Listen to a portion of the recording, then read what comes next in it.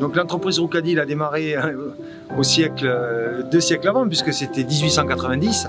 Et ici, nous avons des arbres centenaires aussi, qui étaient plantés par les arrière-grands-parents Roudy. Alors, le pruneau d'Agen, c'est un produit sain, local, donc avec un indice carbone très faible, puisqu'il est produit et transformé dans la région.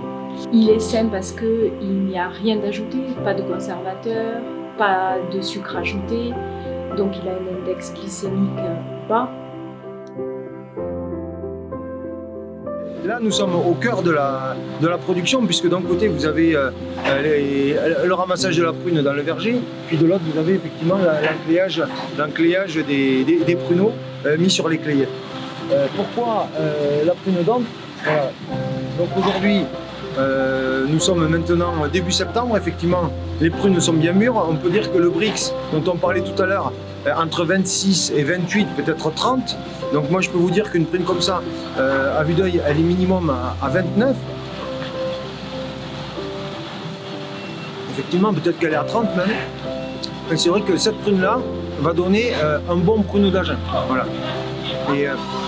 Et à ce moment-là, elle pourra devenir aussi prune mi-cuite si vraiment elle est excellente. Voilà. Et donc ça, on fera un triage manuel et on va la sélectionner manuellement pour obtenir le fameux pruneau mi-cuit. Voilà, donc la maison Roucadil va faire maintenant la mise à marché d'ici 3 semaines environ. Voilà. Entre le moment où on récolte la prune d'Ante et le moment où on a le produit final prêt pour le consommateur, il se passe 48 heures. 24 heures de séchage et 24 heures de triage, réhydratation, mise en sachet. Donc la prune, elle est récoltée donc avec un minimum de 21 degrés Brix et en plusieurs passages. Donc on cherche à avoir le maximum de sucre dans le fruit pour que gustativement ça soit le must, le nectar. Donc selon la charge des arbres et les conditions climatiques, et bien, il va falloir de 4, 5, 6, des fois jusqu'à 7 passages pour pouvoir faire le tour des vergers et sortir tout le potentiel de l'arbre. Donc dans le pruneau d'Agen, en fait, il y a 2 critères. Le premier critère, c'est la zone géographique. Donc la zone géographique, c'est Lot-et-Garonne avec les départements limitrophes. Et donc ensuite, c'est la variété. Donc la fameuse variété prune d'Ante. Il n'y a qu'une seule variété qui est certifiée pour le pruneau d'Agen. Voilà. Donc c'est les 2 critères. Et bien sûr, il faut que ce soit produit, c'est-à-dire produit les vergers dans la zone IGP dont je viens de vous parler, et transformé, c'est-à-dire que les usines doivent aussi être à l'intérieur de la zone de production IGP.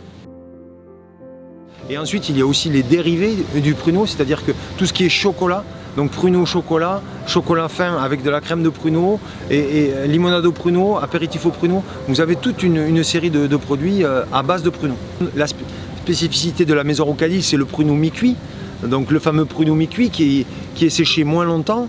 Et aujourd'hui, c'est vrai que le pruneau mi-cuit, pour nous, c'est l'excellence du pruneau d'Agen. Nous avons donc une large gamme de produits.